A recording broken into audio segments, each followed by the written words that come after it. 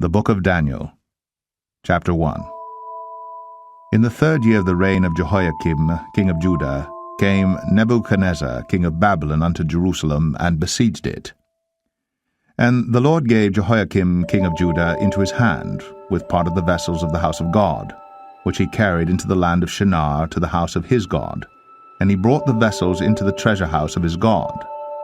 And the king spake unto Ashpenaz, the master of his eunuchs, that he should bring certain of the children of Israel, and of the king's seed, and of the princes, children in whom was no blemish, but well-favored, and skillful in all wisdom, and cunning in knowledge, and understanding science, and such as had ability in them to stand in the king's palace, and whom they might teach the learning and the tongue of the Chaldeans.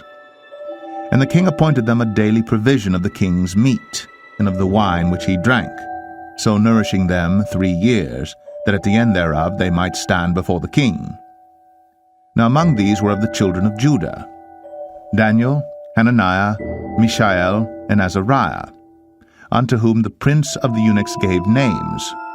For he gave unto Daniel the name of Belteshazzar, and to Hananiah of Shadrach, and to Mishael of Meshach, and to Azariah of Abednego. But Daniel purposed in his heart that he would not defile himself with the portion of the king's meat, nor with the wine which he drank. Therefore he requested of the prince of the eunuchs that he might not defile himself. Now God had brought Daniel into favor and tender love with the prince of the eunuchs. And the prince of the eunuchs said unto Daniel, I fear my lord the king, who hath appointed your meat and your drink. For why should he see your faces worse liking than the children which are of your sort? Then shall ye make me endanger my head to the king. Then said Daniel to Melzar, whom the prince of the eunuchs had set over Daniel, Hananiah, Mishael, and Azariah, Prove thy servants, I beseech thee, 10 days, and let them give us pulse to eat, and water to drink. Then let our countenances be looked upon before thee, and the countenance of the children that eat of the portion of the king's meat, and as thou seest, deal with thy servants. So he consented to them in this matter, and proved to them 10 days. And at the end of 10 days, their countenances appeared fairer and fatter in flesh than all the children which did eat the portion of the king's meat. Thus Melzar took away the portion of their meat and the wine that they should drink, and gave them pulse. As for these 4 children, God gave them knowledge and skill in all learning and wisdom, and Daniel had understanding in all visions and dreams. Now at the end of the days that the king had said he should bring them in, then the prince of the eunuchs brought them in before Nebuchadnezzar. And the king communed with them, and among them all was found none like Daniel, Hananiah, Mishael, and Azariah. Therefore stood they before the king. And in all matters of wisdom and understanding that the king inquired of them, he found them 10 times better than all the magicians and astrologers that were in all his realm. And Daniel continued even unto the 1st year of King Cyrus. Daniel 2. And in the 2nd year of the reign of Nebuchadnezzar, Nebuchadnezzar dreamed dreams, wherewith his spirit was troubled, and his sleep brake from him. Then the king commanded to call the magicians, and the astrologers, and the sorcerers, and the Chaldeans, for to show the king his dreams. So they came and stood before the king. And the king said unto them, I have dreamed a dream, and my spirit was troubled to know the dream. Then spake the Chaldeans to the king in Syriac, O king, live forever. Tell thy servants the dream, and we will show the interpretation. The king answered and said to the Chaldeans, The thing is gone from me. If ye will not make known unto me the dream with the interpretation thereof, ye shall be cut in pieces, and your houses shall be made a dunghill. But if ye show the dream and the interpretation thereof, ye shall receive of me gifts and rewards and great honor.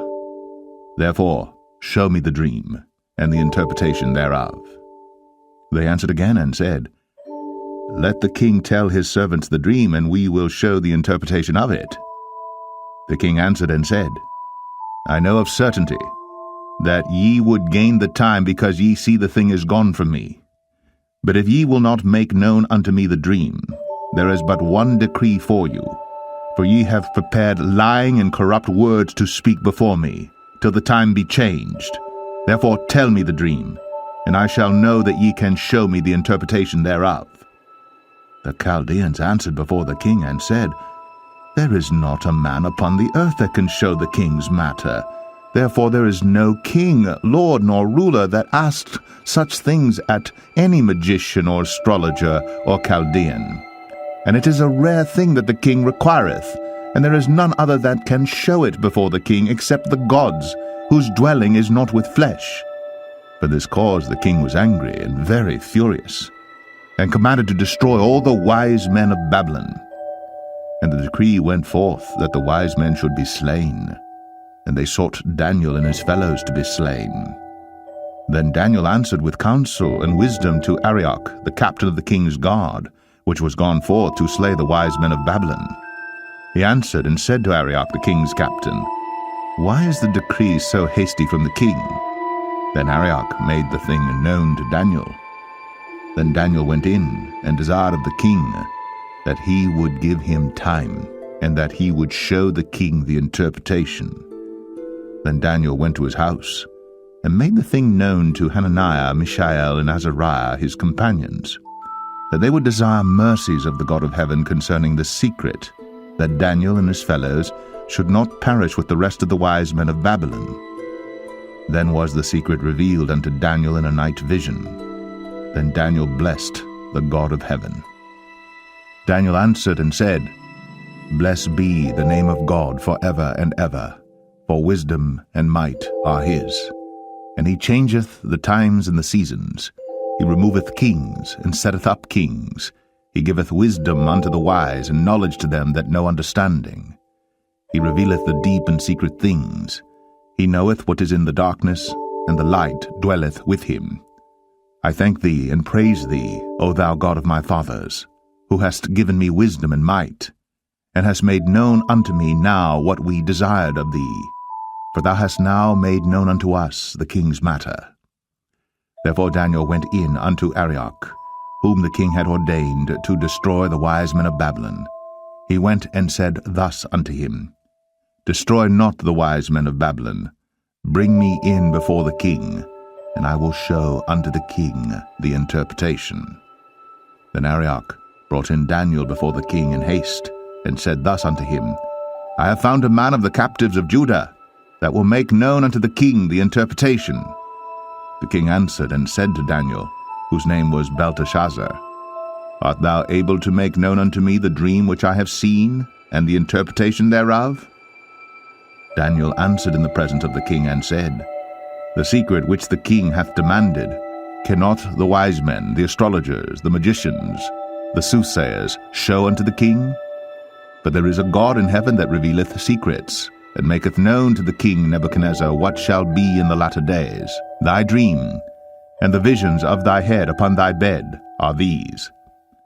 As for thee, O king, thy thoughts came into thy mind upon thy bed, what should come to pass hereafter. And he that revealeth secrets maketh known to thee what shall come to pass.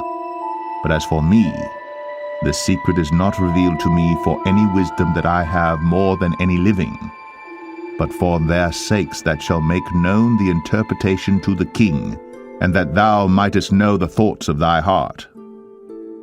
Thou, O king, sawest, and behold a great image. This great image, whose brightness was excellent, stood before thee, and the form thereof was terrible. This image's head was of fine gold, his breast and his arms of silver, his belly and his thighs of brass, his legs of iron, his feet part of iron and part of clay. Thou sawest till that a stone was cut out without hands, which smote the image upon his feet that were of iron and clay, and brake them to pieces. Then was the iron, the clay, the brass, the silver, and the gold broken to pieces together, and became like the chaff of the summer threshing floors, and the wind carried them away, that no place was found for them, and the stone that smote the image became a great mountain, and filled the whole earth. This is the dream, and we will tell the interpretation thereof before the king. Thou, O king, art a king of kings, for the God of heaven hath given thee a kingdom, power, and strength, and glory. And wheresoever the children of men dwell, the beast of the field and the fowls of the heaven hath he given into thine hand, and hath made thee ruler over them all. Thou art this head of gold. And after thee shall arise another kingdom inferior to thee, and another third kingdom of brass, which shall bear rule over all the earth. And the fourth kingdom shall be strong as iron, forasmuch as iron breaketh in pieces and subdueth all things, and as iron that breaketh all these, shall it break in pieces and bruise. And whereas thou sawest the feet and toes, part of potter's clay, and part of iron, the kingdom shall be divided. But there shall be in it of the strength of the iron, forasmuch as thou sawest the iron mixed with miry clay. And as the toes of the feet were part of iron and part of clay, so the kingdom shall be partly strong and partly broken. And whereas thou sawest iron mixed with miry clay, they shall mingle themselves with the seed of men, but they shall not cleave one to another, even as iron is not mixed with clay. And in the days of these kings shall the God of heaven set up a kingdom which shall never be destroyed. And the kingdom shall not be left to other people, but it shall break in pieces and consume all these kingdoms, and it shall stand forever. Forasmuch as thou sawest that the stone was cut out of the mountain without hands, and that it brake in pieces the iron, the brass, the clay, the silver, and the gold, the great God hath made known to the king what shall come to pass hereafter, and the dream is certain, and the interpretation thereof sure. Then the king Nebuchadnezzar fell upon his face, and worshipped Daniel, and commanded that they should offer an oblation and sweet odors unto him.